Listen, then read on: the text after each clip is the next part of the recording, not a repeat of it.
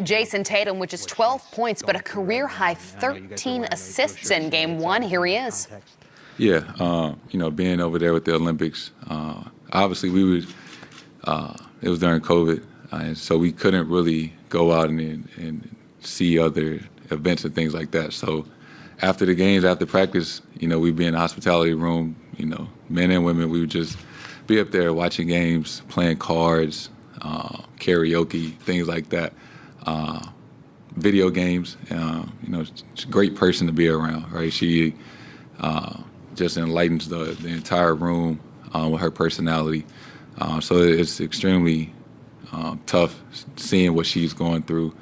And I know everybody sees and feels that, and obviously we're all, together in support, trying to, bring her back, to her family and things like that.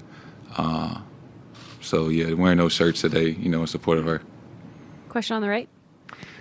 When you have a tough shooting night, do you have a temptation to come out in the next game and try to get going early? How do you respond to that in the next game, and how do you fight maybe some of the bad habits that might creep in after a game like that? What you mean bad habits? I mean, just any potential for maybe you want to shoot when you probably should pass or anything like that, or does that even come into play? I don't think so. I had more assists than points last game. So I feel like I made the right play more often than not. It's not much to overthink. I feel like it's a lot of shots, open shots that I miss, that more often than not that I make. So it's not something that I'm losing sleep over. We won. That was most important, right? It's the finals. That's all that matters. Obviously, I know I got to play better. I can't shoot like that every game, and hopefully that we win. So I expect to play better, shooting wise, but just impacting the game in different ways. To do my part in helping us get a win. I will continue to do that. And just read the game, read each play. That's how I kind of approach next game. Question in the middle. Just kind of along those lines, when you've had some tough shooting nights, for the most part, you bounce back right away. And even post game when we talk to you, you kind of shrug it off, be like, "Look, I know that this isn't me. It's not going to affect me." What's the key for you, and how have you done that well to just move on so quickly? And what do you do to kind of clear your mind and become so effective so soon again? Once you've done something before, you know how to respond. I've had some bad shooting nights in the NBA, right? So it's like I've been here before. I know what to do next game. I think a lot of it is mental. You don't, let it creep into your mind. I can't do nothing about what happened last game. I missed those shots, and it is what it is. It's all about how to prepare and get ready for the next one, right? And it's not so much about me and what I need to do. It's about what we need to do and how we need to be prepared, the adjustments that they're going to make and how they're going to respond, and we need to be ready and not relax just because we're up 1-0. Dan on the right. Jayson, Dan Wicke with the Los Angeles Times. For Ime to get to this position as a coach, as a player, he started as a guy who was on a 10-day contract, was his entry point in the league and had to really work for a spot in the NBA. How does that inform the way he coaches, that kind of experience? Do you get that sense, that type of toughness, that type of work ethic? Does that come across in the way he coaches this group? Yeah, he's done a great job. Obviously talking about where he started, 10-day contracts and things like that. He's obviously had to work his way to get here, and he carries that sense of toughness with him, and tries to, and does instill that, into the group, every day. So I'm proud of him. I'm happy that we have him as a coach. He's a much better coach than he was a basketball player, and I think he knows that as well. Gary on the right. Gary Walsh from Boston Globe. Jayson, Al said a few minutes ago that the best defense he played on, he thought, when he was in Boston, was your rookie year, 17, 18.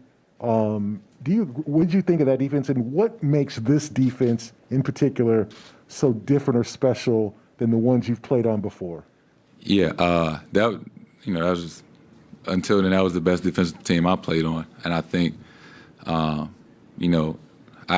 we had Al back then, and Baines, right? How much of a force he was, in the paint.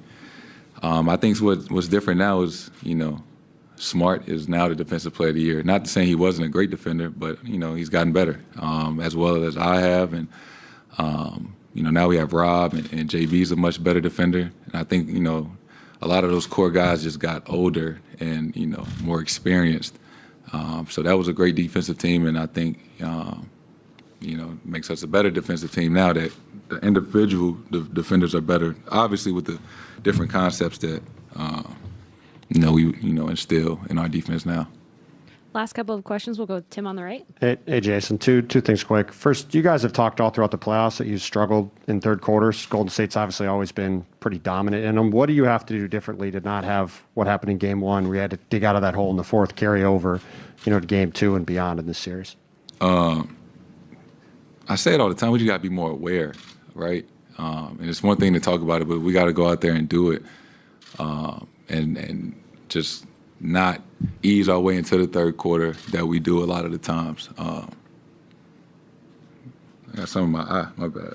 I think we just can't ease our way into the third quarter, right? And wait to get warm and wait till we down, X amount of points to be like, oh shit, we got to figure it out and start playing faster and things like that. We got to just be more aware of that, to start the third quarter.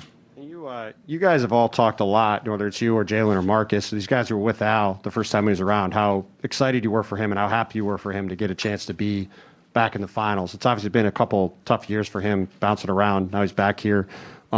What has led to kind of everybody being so into that moment for him and being so excited for him as a guy? Just Al was like the best teammate ever. The ultimate professional. Obviously at 35, just how he's performing, that's a testament to how he takes care of his body, how he prepares every day.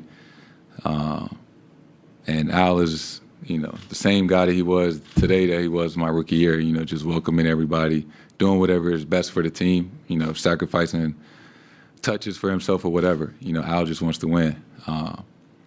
And, just to see how happy he was, to get to this point, I felt like I had been playing forever, finally getting over that hump. And it's like, I only been doing this for 5 years. It's his 15th year. So I could only imagine, what he was feeling getting to this moment. Last question, Brian on the left. Jayson, did you feel the Warriors' strategy was to actively make you a passer in that game? I don't know about actively. I'm certain that, they don't want me to just play one-on-one and things like that, show a crowd, bring help and things like that.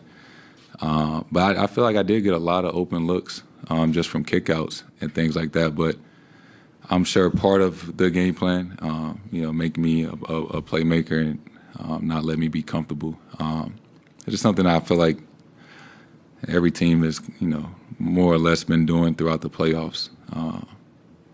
So it's not necessarily something new. Thanks, Jayson.